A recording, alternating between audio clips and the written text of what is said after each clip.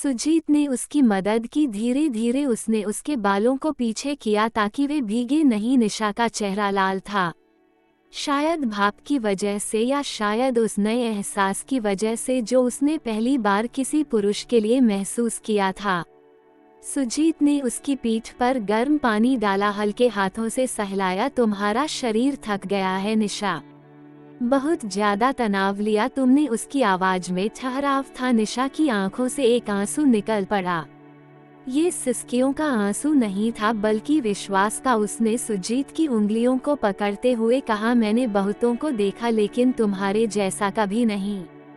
तुम्हारे स्पर्श में कुछ है जो शब्दों में बयां नहीं कर सकती। रात को निशा ने पहली बार खुद सुजीत से कहा, मैं आज तुम्हारे पास सो सकती हूँ, डर लगता है अकेलेपन से। सुजीत ने सिर झुकाकर हाँ कहा। उन्होंने एक ही कंबल में लेटकर सिर्फ हाथ थामा। कोई जल्दबाजी नहीं, कोई आग्रह नहीं, बस एक लंबी सांस और एक गहरी नींद। सुजीत चुप रहा, खामोशी से। परवान चढ़ते बर्फबारी थम चुकी थी लेकिन हवाओं में अब भी सर्दी की चुभन थी।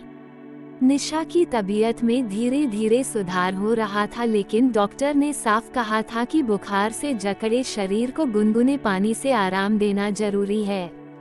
हिमालय की घाटियों में जब बर्फ झरने लगी तभी सुजीत अपने घर लौट रहा था। रास्ते में उसे एक लड़की बर्फ में गिरी मिली, ठिठुरती बेहोश। उसका चेहरा विदेशी था, आंखें बंद, सांस धीमी। सुजीत ने बिना समय गवाए उसे अपनी जीप में डाला और सीधा अपने लकड़ी के मकान पर ले आया।